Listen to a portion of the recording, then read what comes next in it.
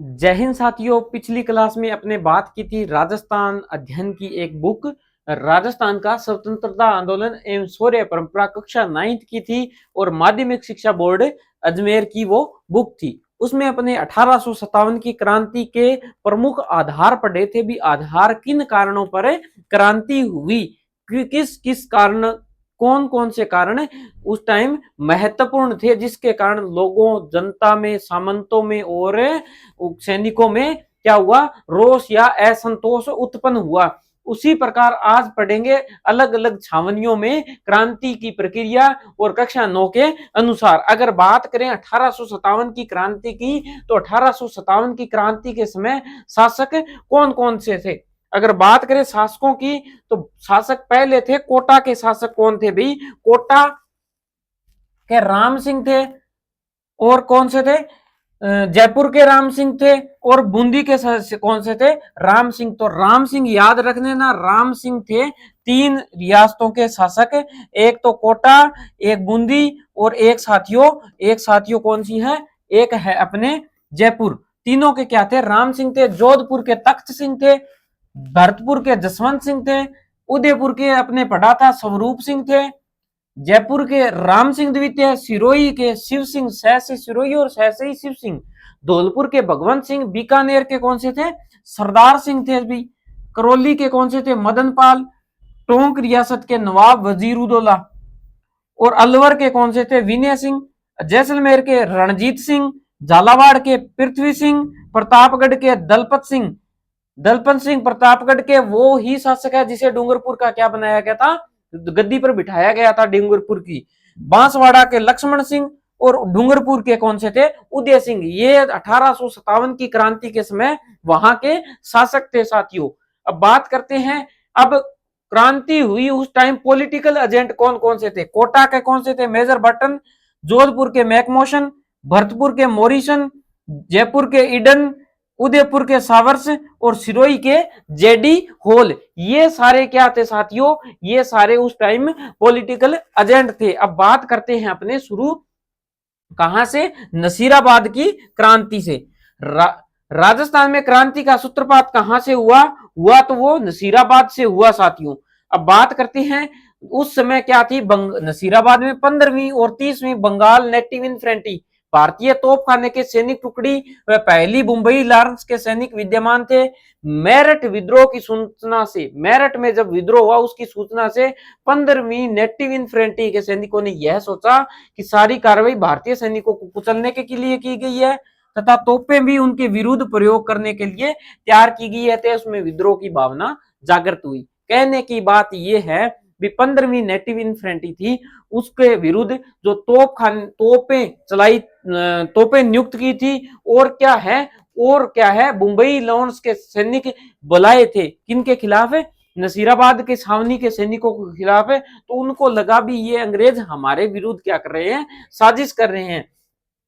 अब दूसरा कारण था 15वीं बंगाल नेटिव इन्फेंट्री की एक टुकड़ी काफी समय से अजमेर शस्त्रागार की रक्षा कर रही थी। संदेह के कारण उसे वहां से नसीराबाद भेज दिया, जिससे सैनिकों के मन में यह धारणा बन गई कि उनमें अविश्वास किया जा रहा है, अतः वे ब्रिटिश अधिकारियों से नाराज हो गए। मतलब क्या था कि अजमेर में जो क्या थे हथियार रखे हुए थे, उनकी रक्षा 15वीं नेटिव इन्फेंट्री कर रही थी। उनकी जगह क्या हुआ, उन्हें नसीराबाद में, अजमेर से नसीराबाद भेज दिया। तो उनको लगा कि अंग्रेजों को हमारे पर विश्वास नहीं है। इसका कारण ये भी था।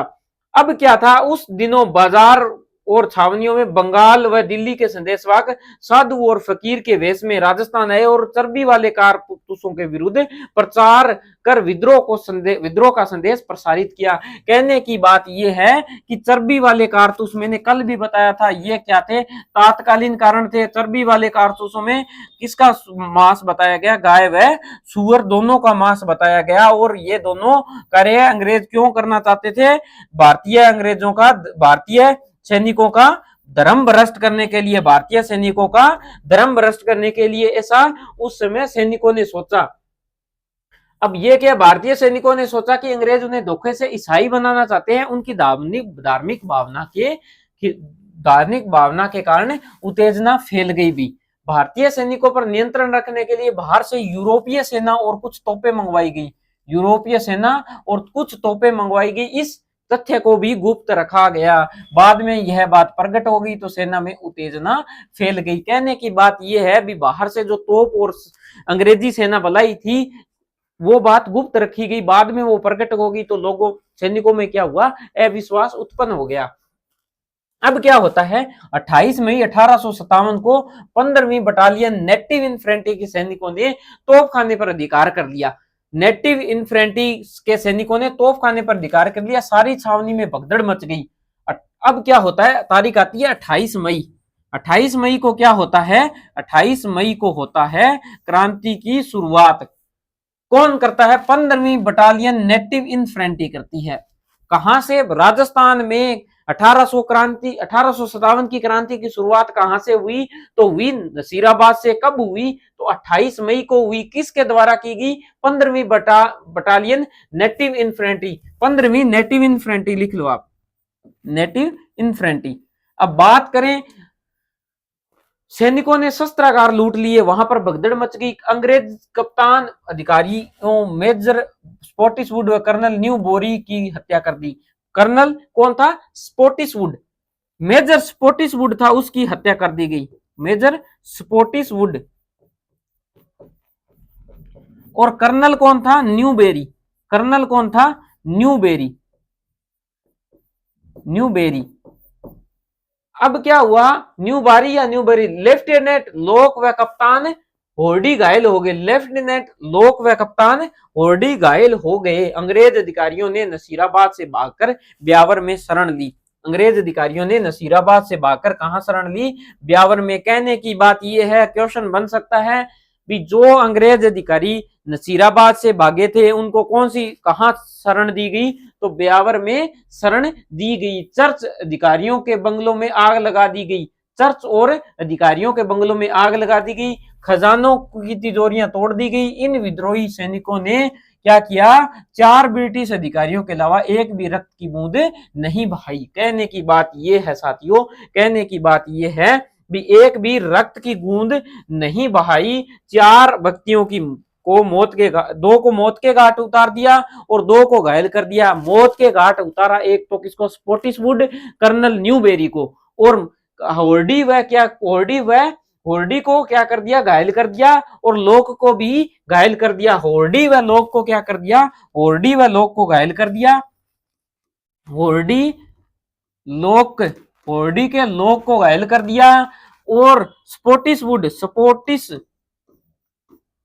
स्पॉटिसवुड व कर्नल न्यूबेरी को क्या कर दिया, कर्नल न्यूबारी को मार दिया। 4 ही अंग्रेज अधिकारियों की क्या है पर आक्रमण किया और एक भी किसी की खून की रक्त या रक्त की एक बूंद भी नहीं बहाई। छावनी को तहस नहस करने के बाद विप्लवी सैनिकों ने अविलंब दिल्ली की ओर प्रस्थान किया। 18 जून 1857 को दिल्ली पहुंच गए और दिल्ली में डेरा डाले। अंग्रेजी पलटन पर पीछे से आक्रमण किया जिसमें अंग्रेज परास्त हुए। कहने की बात यह है साथियों भी इन्होंने क्या किया, वहां से चले 28 मई को 4 अंग्रेज सैनिकों पर हमला किया, लूटा और कहां चल पड़े, चले कहां, दिल्ली। चलो दिल्ली मारो फिरंगी का नारा देते हुए दिल्ली चले और 18 जून 1857 को क्या कर दिया, वहां पर पहुंच के अंग्रेजों की जो सेना थी उन पे पीछे से अटैक कर उन्हें भी वहां से खदेड़ दिया। अब आते हैं नीमच। नीमच में कब क्रांति होती है, नीमच, अब जब नसीराबाद में सूचना मिली 28 मई को भी क्रांतिकारियों ने क्या कर दिया है, क्रांतिकारियों ने क्या कर दिया, वहां पर विद्रोह कर दिया या सैनिकों ने वहां पर विद्रोह की सूचना नीमच में मिलती है। तो नीमच, नसीराबाद की क्रांति की सूचना जब नीमच पहुंची तो 3 जून को यानी 28 मई के बाद पहले 28 मई को कहां हुई, 28 मई को साथियों हुई अपने नसीराबाद में। 3 जून को कहां हुई, 3 जून को साथियों हुई अपने नीमच में, नीमच में हुई। और क्रांतिकारियों ने छावनी को लूट लिया, उसमें आग लगा दी। नीमच छावनी के लूटने के बाद क्रांतिकारी नीमच से रवाना होकर सरकारी बंगलों के लूटते हुए उसमें आग लगाते हुए शाहपुरा पहुंचे। कहां पहुंचे, शाहपुरा। शाहपुरा के शासक ने क्रांतिकारियों को भोजन व ठहरने की सुविधा प्रदान की। अब क्वेश्चन आ सकता है, शाहपुरा के शासक ने कौन सी छावनी के सैनिकों की भोजन व ठहरने की व्यवस्था की? तो वो आएगा आंसर नीमच। उसके बाद क्या है, इसके पश्चात क्रांतिकारी निम्बोहड़ा, निम्बोहड़ा कहाँ है, भीलवाड़ा पहुंचे, वहां की जनता ने इनका बड़ा स्वागत किया। तत्पश्चात क्रांतिकारी देवली, टोंक, आगरा होते हुए दिल्ली पहुंचे। मार्ग में अनेक स्थानों पर जनता ने क्रांतिकारियों का स्वागत किया। क्रांतिकारियों की संख्या में काफी वृद्धि हो गई। कहने की बात यह है भी वहां से चले 3 जून को, उसके बाद शाहपुरा के शासक ने उनको ठहरने की और भोजन की व्यवस्था की। उसके बाद क्या है, ये आगरा होते हुए दिल्ली की ओर निकल गए। रास्ते में लोग जुड़ते गए। नीमच में क्रांतिकारियों के चले जाने के पश्चात एजीजी लॉरेंस के निर्देश पर कप्तान सावर्स ने कोटा, बूंदी और मेवाड़ की राजकीय फौजों की सहायता से 8 जून 1857 को नीमच की पर पुनः अधिकार कर लिया। अब क्या है, नीमच पर पुनः अधिकार कब किया? 8 जून को, यानी 3 जून को होता है आक्रमण या विद्रोह, 8 जून को क्या है, वापस अधिकार हो जाता है। कप्तान सावर्स कहाँ के पॉलिटिकल एजेंट थे? तो उदयपुर रियासत के पॉलिटिकल एजेंट थे। उन्होंने क्या है, वापस अधिकार कर लिया। उसके बाद क्या होता है, एरिनपुर और आहुआ में क्रांति होती है। एरिनपुर और आहुआ में क्रांति होती है। एरिनपुर का विद्रोह, अब क्या होता है कि अंग्रेजों के विरुद्ध विद्रोह का झंडा उठाने व उनकी सत्ता को चुनौती देने का काम मारवाड़ के जागीरदारों ने किया। एरिनपुर में स्थित जोधपुर की सैनिक टुकड़ी को जब नसीराबाद में हुई क्रांति की सूचना मिली तो उसने 21 अगस्त, याद रखना डेट, 21 अगस्त को क्या करते हैं, क्रांति का बिगुल बुझा दिया। क्रांतिकारियों ने एरिनपुर स्टेशन को लूटा, मारवाड़ के रास्ते दिल्ली की ओर रवाना हो गए। अब क्या होता है कि अब साथियों होता ये है कि पहले 28 मई को क्रांति हो जाती है। 28 मई को क्रांति हो जाती है। क्रांति होती है अपने नसीराबाद में। 3 जून को कहां होती है, नीमच में क्रांति हो जाती है। उसके बाद तारीख आती है साथियों 21 अगस्त, एरिनपुर में क्रांति हो जाती है। एरिनपुर के स्टेशन को लूटते हुए दिल्ली की ओर रवाना होते हैं। जब क्रांतिकारी पाली पहुंचते हैं तो अहुआ, पाली जिले में स्थित एक गांव था, वहां के ठाकुर खुशहाल सिंह ने उन्हें अपनी सेवा में ले लिया। कहने की बात यह है, एरिनपुर के सैनिक जा रहे थे दिल्ली, रास्ते में कौन आया, अहुआ गांव आया, तो वहां के शासक या वहां के जागीरदार कौन सा, खुशहाल सिंह ने कहा भी आप मेरी शरण में आ जाओ। उसके बाद क्या हुआ, अहुआ का ठाकुर मारवाड़ का शक्तिशाली सामंत था भाई। अब क्या है, मैंने पहले ही भी बताया था, अभी सामंत थे, वो विद्रोह क्यों कर रहे थे, विद्रोह ये कर रहे थे उनके विशेषाधिकार को समाप्त किया जा रहा था। उन्होंने भी विद्रोह करना शुरू किया, तो उसमें भी एक अहुआ का ठाकुर खुशहाल सिंह, वह अंग्रेज व जोधपुर महाराज दोनों का विरोधी था।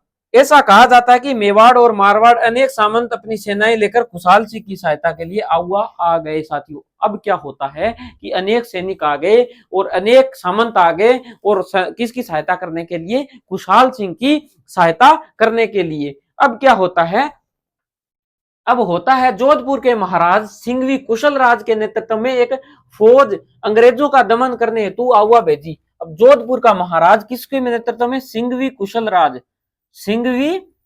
राज के नेतृत्व में, सिंघवी कुशल राज के नेतृत्व में एक सेना भेजते हैं। किसको कुचलने के लिए, एरिनपुर के सैनिक जो अहुआ में गए थे और अहुआ के ठाकुर ने जो विद्रोह किया था उसके विरुद्ध। अब क्या होता है, 8 सितंबर को अहुआ के ठाकुर व क्रांतिकारियों की संयुक्त सेना ने जोधपुर की राजकीय फौज को परास्त किया। इस संघर्ष में किलेदार अनार सिंह मारा गया। सिंघवी कुशलराज जान बचाकर भाग खड़ा हुआ। जोधपुर फौज की तोप व बहुत सारी सामग्री किसके, क्रांतिकारियों के हाथ लग गई। अब क्या होता है कि सिंघवी कुशलराज जब 8 सितंबर 1857 को बिथोड़ा का युद्ध होता है साथियों, युद्ध किसका होता है, बिथोड़ा का युद्ध होता है। उसमें क्या है, इनकी तो क्या हो जाती है, इनकी ये भाग जाते हैं, और किलेदार था जोधपुर का अनार सिंह, अनार चल जाता है, अनार क्या होता है, काम आ जाता है या युद्ध में मारा जाता है साथियों। तो ये क्या है, 8 सितंबर को बिथोड़ा का युद्ध हुआ उसमें। उसके बाद क्या होता है, उसके 10 दिन बाद 18 सितंबर को कौन आता है, एजीजी लॉरेंस थे भाई। हाँ भाई, 1857 की क्रांति के समय राजस्थान के एजीजी कौन थे, एजीजी लॉरेंस थे। वो एक सेना लेकर आहुआ पहुंच जाते हैं। 18 सितंबर को लॉरेंस की सेना क्रांतिकारियों के बीच भीषण संघर्ष हुआ, जिसमें लॉरेंस को पराजय का सामना करना पड़ा। ब्रिटिश फौज को परास्त करने के बाद क्रांतिकारी दिल्ली की ओर कूच कर गए। साथियों, कहने की बात यह है भी जब ये 18 सितंबर को क्या होता है कि युद्ध होता है एजीजी लॉरेंस का, तो उसको भी हरा देते हैं। लॉरेंस को हरा देते हैं, लॉरेंस को हरा देते हैं और वो युद्ध होता है 18 सितंबर को, जिसे कहा जाता है चेलावास का युद्ध, जिसे कहा जाता है चेलावास का युद्ध। और चेलावास के युद्ध को ही काले गोरों का युद्ध, काले गोरों का युद्ध, गोरों का युद्ध कहा जाता है, काले गोरों का युद्ध कहा जाता है। इसमें क्या होता है, इसमें भी क्या है, अंग्रेज हार जाते हैं और वो एरिनपुर के जो सैनिक थे वो दिल्ली की ओर रवाना हो जाते हैं। जॉर्ज लॉरेंस आहुआ की पराजय को भूला नहीं था, इसलिए आहुआ के ठाकुर से बदला लेने के लिए ब्रिगेडियर होम्स के नेतृत्व में एक विशाल सेना भेजी। होम्स के नेतृत्व में कब भेजी? 20 जनवरी को उसने एक सेना भेजी। 20 जनवरी 1858 को एक सेना भेजी 20 जनवरी को। किसके नेतृत्व में? ब्रिगेडियर होम्स के नेतृत्व में। दोनों सेनाओं के बीच संघर्ष हुआ। इस संघर्ष के दौरान आहुआ ठाकुर खुशहाल सिंह किले को छोड़कर सलूम्बर चला गया। जाते ही ब्रिटिश फौज ने आहुआ के किले पर अपना अधिकार कर लिया। आहुआ में बदले की भावना इतनी प्रबल थी कि उन्होंने पूरे गांव को बुरी तरह लूटा और आहुआ के किले को बारूद से उड़ा दिया। इतना ही नहीं, उन्होंने आहुआ के मंदिर मूर्तियों को पूरी तरह नष्ट कर दिया, वहां के निवासियों पर भीषण अत्याचार किए। अब क्या होता है साथियों? अब होता है आहुआ में अंग्रेजों का प्रवेश द्वारा 20 जनवरी 1858 को 20 जनवरी 1858 को अंग्रेज वापस आ जाते हैं। 20 जनवरी 1858 को क्या होता है? 20 जनवरी 1858 को ब्रिगेडियर होम्स आते हैं और क्या है, पूरे आहुआ गांव को जला देते हैं, किले को उड़ा देते हैं, वहां के मंदिरों को तोड़ देते हैं। वहां पर एक सुगाली माता का मंदिर था। सुगाली माता को 1857 की क्रांति की देवी कहा जाता है। उनके मंदिर को तहस नहस कर देते हैं और वहां के सुशासक या जागीरदार या सामंत थे खुशहाल सिंह, वो कहां चले जाते हैं? सलूम्बर चले जाते हैं। कहने की बात यह है, क्वेश्चन ये आ सकता है 1857 की क्रांति के समय जब ब्रिगेडियर होम्स के नेतृत्व में सेना ने आक्रमण किया तो वहां के सामंत कौन सी जागीर में चले गए थे? तो कौन सी में चली गए थे? सलूम्बर चले गए थे साथियों। सलूम्बर रावत केसरी सिंह वाली रियासत में। अब क्या है, मेवाड़ की गूंज क्या थी? मेवाड़ में क्या हो रहा था भाई उस टाइम? बात करें मेवाड़ की, तो मेवाड़ में उस समय जनता में भी विरोध, काफी रोष था भाई जनता में।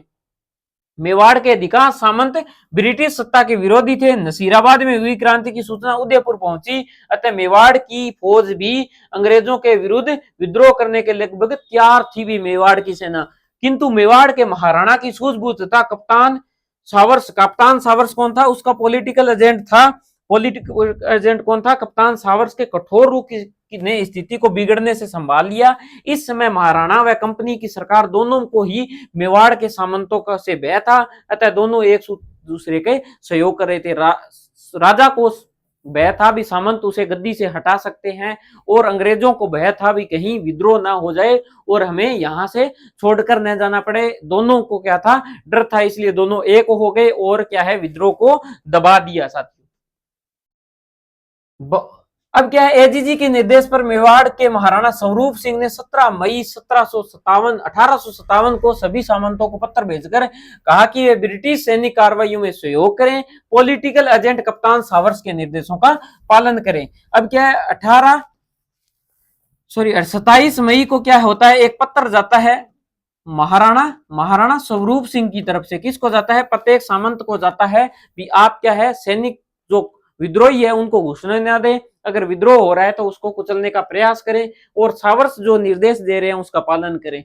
दूसरी ओर कप्तान सावर्स ने भी विरोधी सामंतों को चेतावनी देते हुए कहा, जो भी शांति भंग करने का प्रयत्न करेगा उसे कठोर दंड दिया जाएगा। साथियों, उन्होंने भी कह दिया भी जो भी करेगा ना प्रयत्न शांति भंग करने का प्रयास करेगा उसे कठोर दंड दिया जाएगा। यहां तक कि सलूम्बर के रावत केसरी सिंह ने जब मेवाड़ महाराणा के अधिकारों को चुनौती देते हुए कहा कि 8 दिन में उनके परंपरागत अधिकारों की मांग को स्वीकार नहीं किया गया तो वह चित्तौड़ की गद्दी पर महाराणा के किसी प्रतिद्वंदी को बिठा देंगे, तब कप्तान सावर्स ने रावत केसरी सिंह को चेतावनी दी कि यदि उन्होंने महाराणा के विरुद्ध किसी भी कार्रवाई में भाग लिया तो उसे जागीर से अपदस्थ कर राजपुताने से निष्कासित कर दिया जाएगा।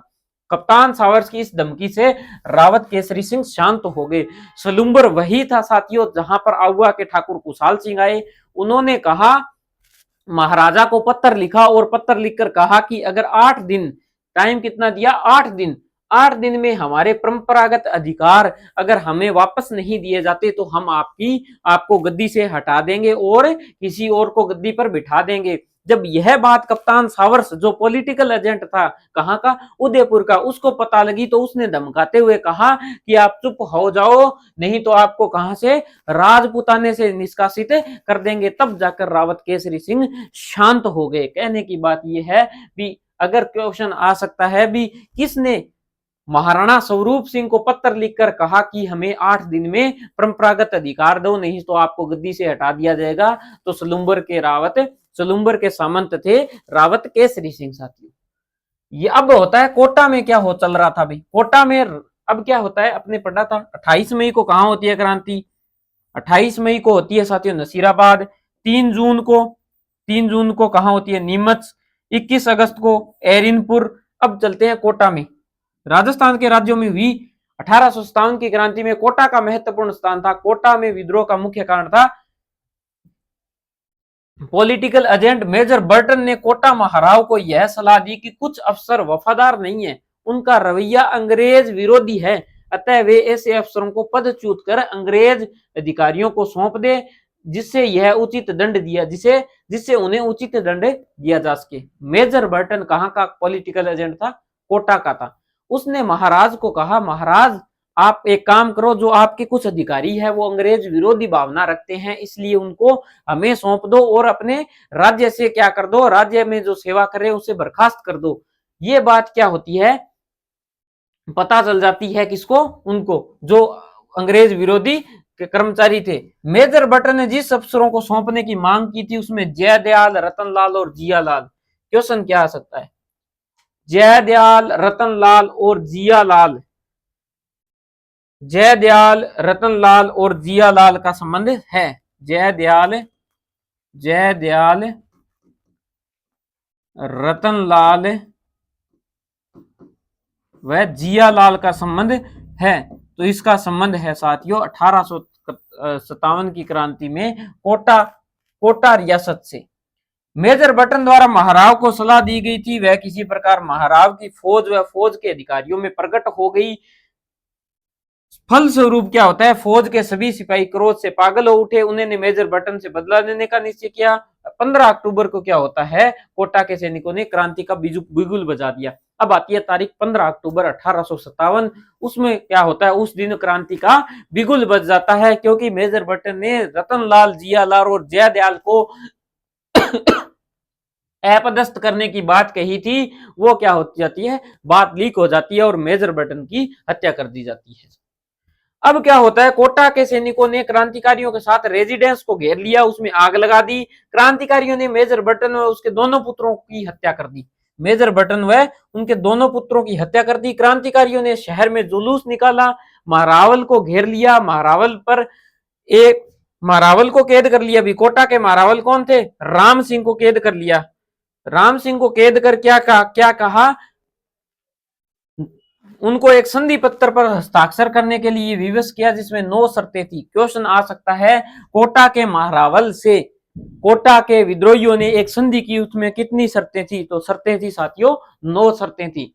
अब इसमें एक शर्त यह थी कि मेजर बर्टन व उसके पुत्रों की हत्या स्वयं महाराव के आदेश से की गई है। महाराव को क्रांतिकारियों के इच्छा अनुसार व्यवहार करने के लिए विवश होना पड़ा जब तक कि क्रोली के सैनिकों की सहायता प्राप्त नहीं हो गई। हाँ भी, कोटा में सहायता प्राप्त कहां से हुई, तो क्रोली से हुई। शर्तें कितनी थी संधि पत्र में, 9 थी। मेजर बर्टन कहां का पॉलिटिकल एजेंट था, तो कोटा का था। मेजर बर्टन की क्या कर दी गई, हत्या कर दी गई। जयदयाल, मेहराब और रतनलाल और जयदयाल, रतनलाल और जियालाल का संबंध किस रियासत से था, तो कोटा रियासत से था।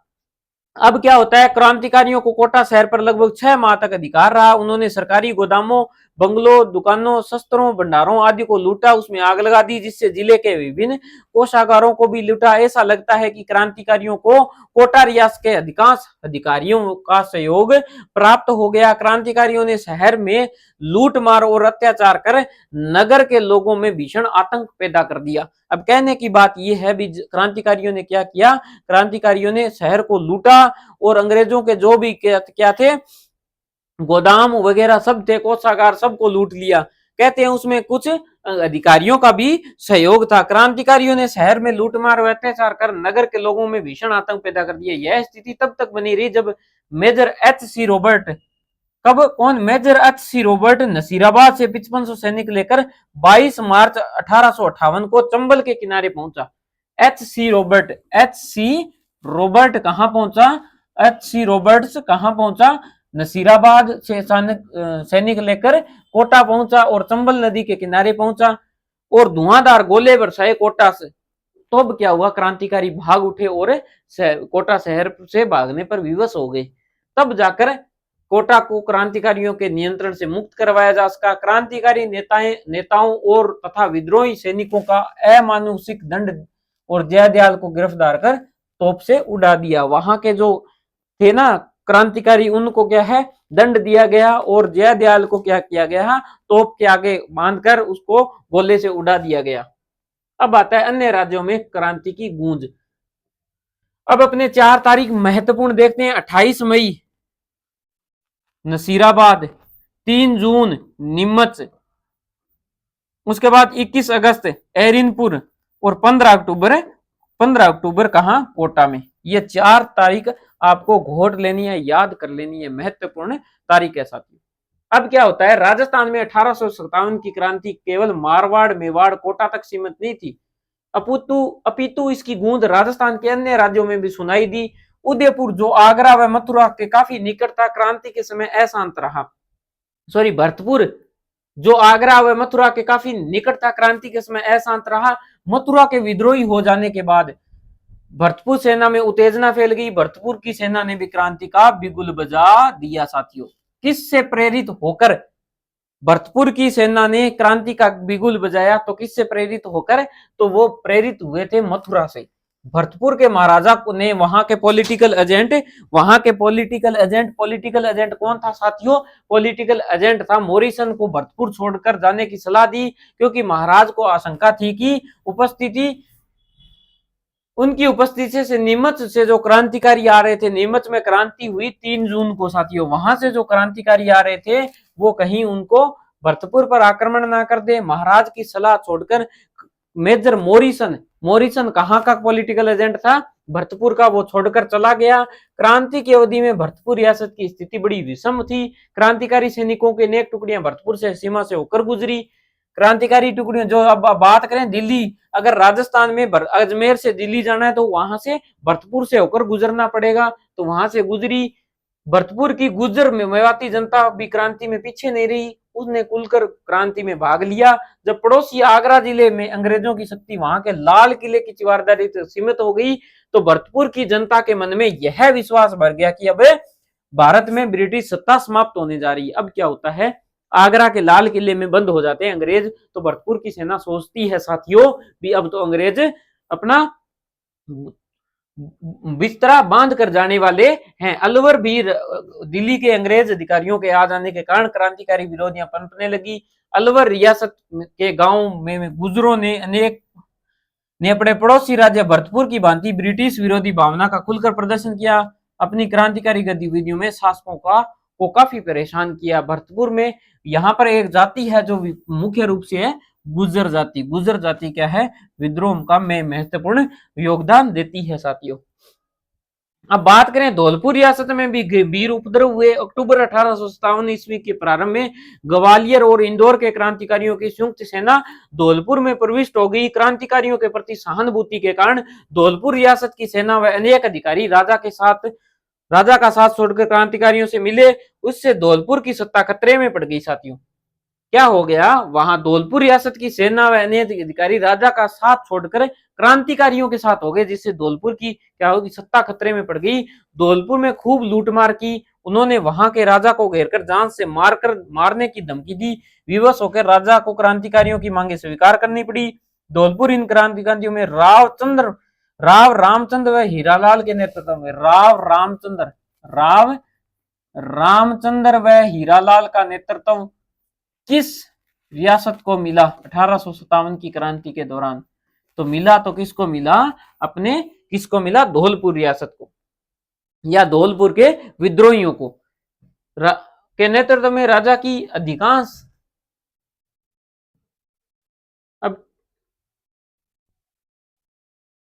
तोपों पर अधिकार कर लिया। उनकी सहायता से आगरा पर आक्रमण कर दिया। आगरा पर आक्रमण, यह स्थिति तब तक बनी रही जब दिसंबर में पटियाला के शासक द्वारा भेजी गई सेना की सहायता से धौलपुर में व्यवस्था स्थापित नहीं हो सकी। धौलपुर में शांति स्थापित करने के लिए कहां से सेना आई थी साथियों? पटियाला से आई थी। बाहर से सेना आई थी पटियाला से। और कोटा में कहां से आई थी? करौली से आई थी साथियों। उसके बाद मेजर रॉबर्ट्स लेके आए थे, वो नसीराबाद से लेकर आए थे साथियों। अगर बात करें ब्रिगेडियर होम्स कहां आए थे, तो वो आए थे साथियों आउवा में। आउवा में कब आए थे? 20 जनवरी 1858 को आए थे साथियों। अब बात करते हैं जयपुर के महाराजा को उनके एक पदाधिकारी राव शिव सिंह ने यह सलाह दी कि वे अंग्रेज तथा मुगल बादशाह बहादुर शाह दोनों से मित्रतापूर्ण संबंध बनाए रखे। किंतु जब प्राइवेट सेक्रेटरी पंडित शिवदीन ने महाराव पर अंग्रेजों का साथ देने के लिए जोर डाला, जयपुर के नवाब विलायत खां मियां उस्मान खां सादुल्ला खां मुगल सम्राट से मिलकर ब्रिटिश सत्ता के विरुद्ध क्रांति का षड्यंत्र रच रहे थे। मुगल सम्राट के साथ किए गए उनके पत्र व्यवहार की जानकारी महाराज को मालूम हो गई। अतः उन्होंने सादुल्ला खां को राज्य से निष्कासित कर दिया, शेष दोनों को बंदी बना लिया। अब क्वेश्चन क्या आएगा? क्वेश्चन आएगा सादुल्ला खां, उस्मान खां और नवाब विलायत खां, तीनों का संबंध था। नवाब विलायत खां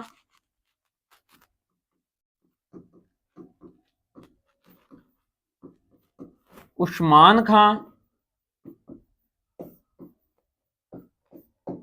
और सादुल्ला खां का संबंध है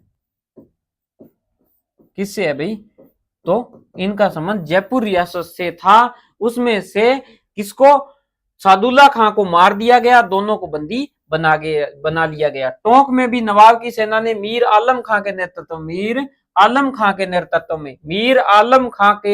में विद्रोहियों ने कहां विद्रोह किया? तो कहां किया? टोंक में।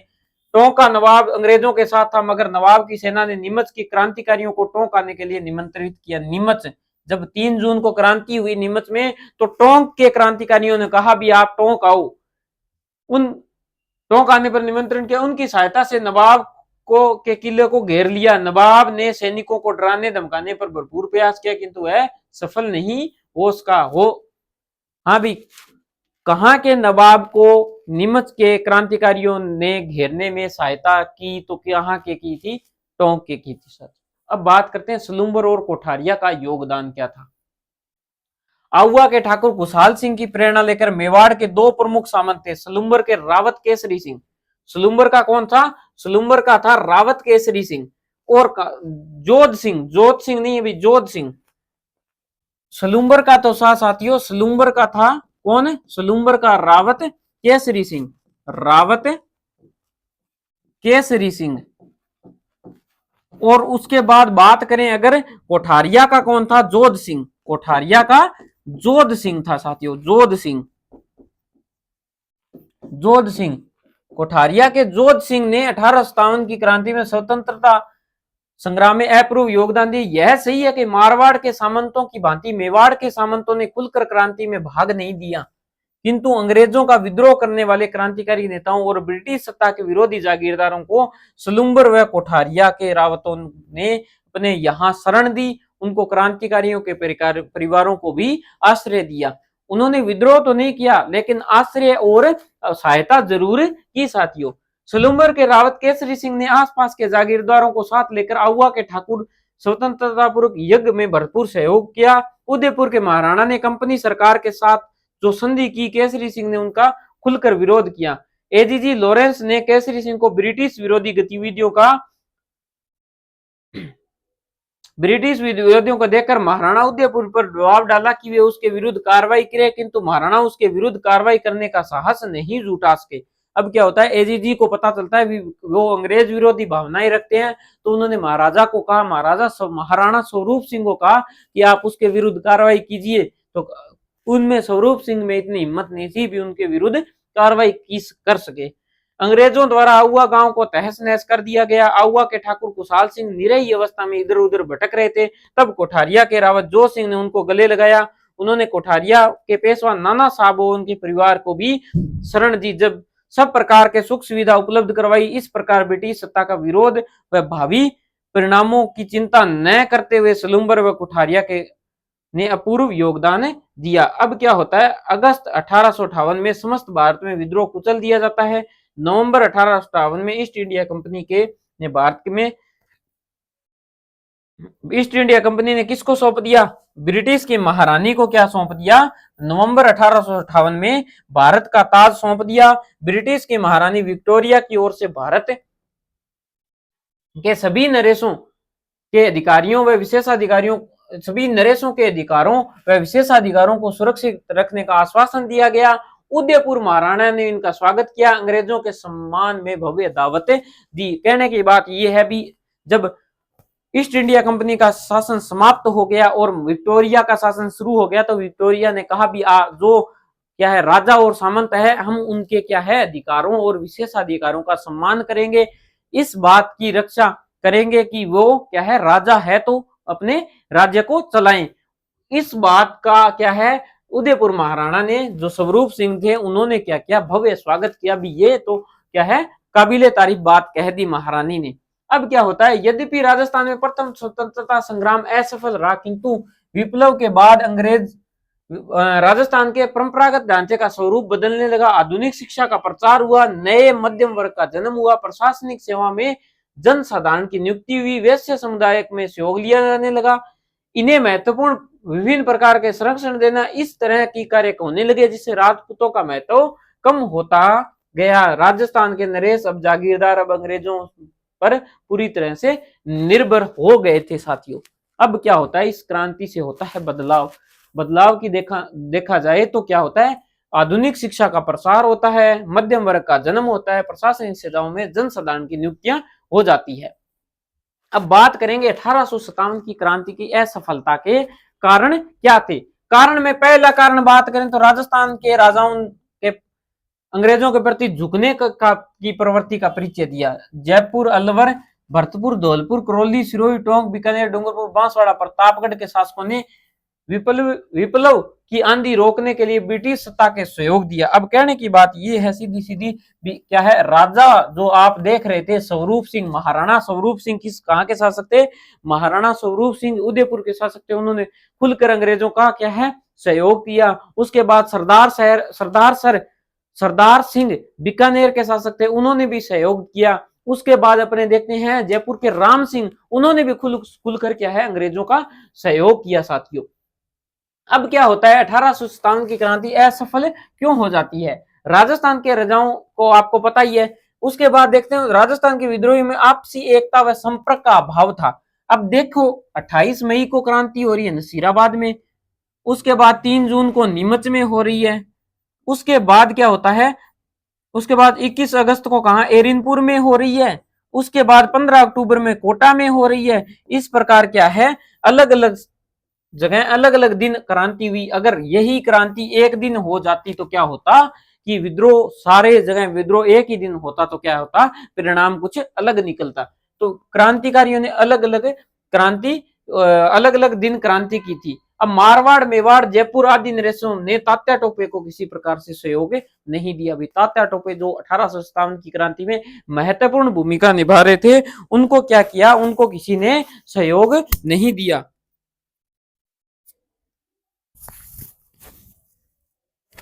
अब बात करते हैं राजस्थान की 18 रियासतों में संगठन और एकता का अभाव था। नेतृत्व के लिए जब मेवाड़ के महाराणा से संपर्क किया गया तो नेतृत्व प्रदान करने के बजाय उन्होंने शासकों को पत्र व्यवहार संबंधी सारे कागजात ब्रिटिश अधिकारियों को सौंप दिए। 18 रियासतें थी भी, उन्होंने क्या किया कि आप एकजुट होते हैं, उनका नेतृत्व किसको दे, महाराणा स्वरूप सिंह को दे।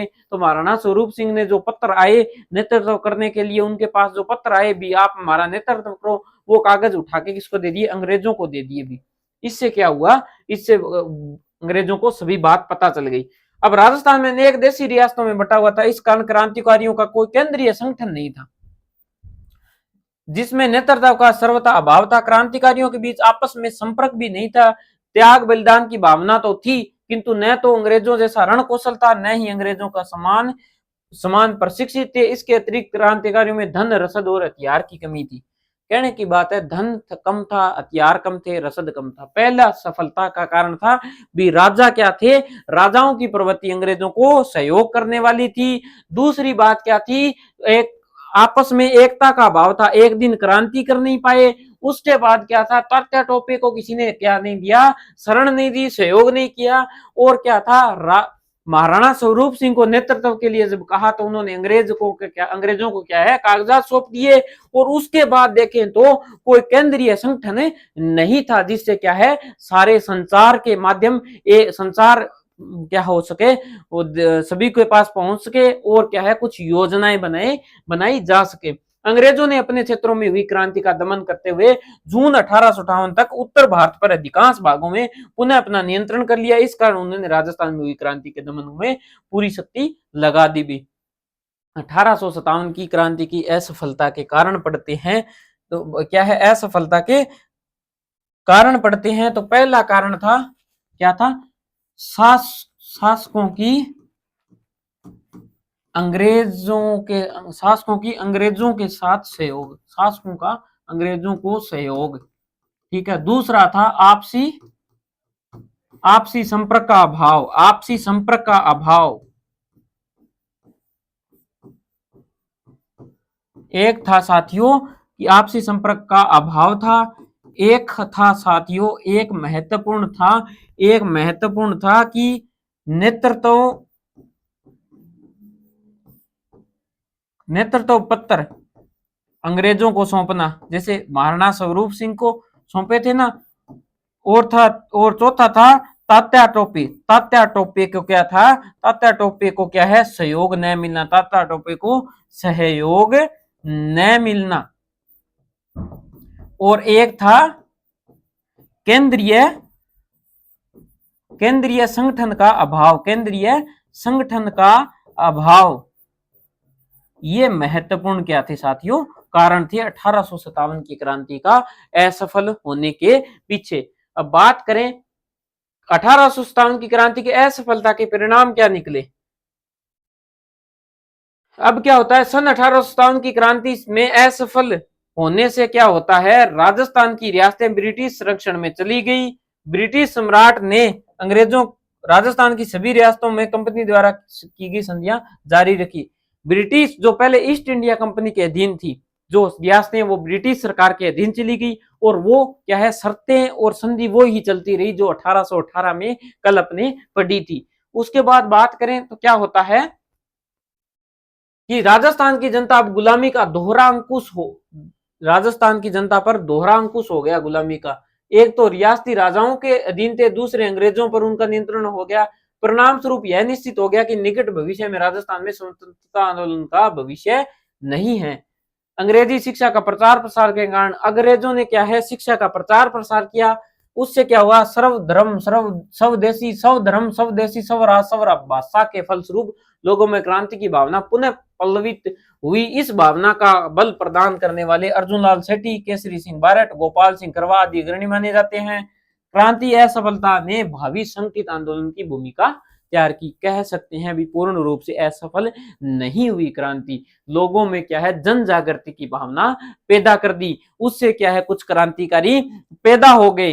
अंग्रेजों ने क्या है, यहाँ पर सुधार करने का प्रयास किया, और क्या किया कि अंग्रेजों ने शिक्षित करने का प्रयास किया, जिससे लोग क्या है, सर्वधर्म स्वदेशी स्वराज स्व भाषा के फलस्वरूप लोगों में क्रांति पुनः उठी।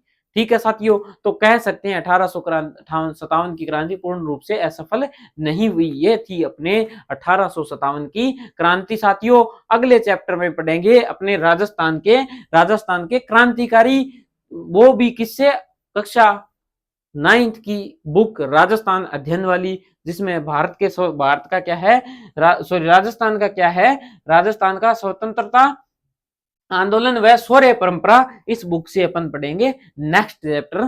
कल मिलते हैं कल, तब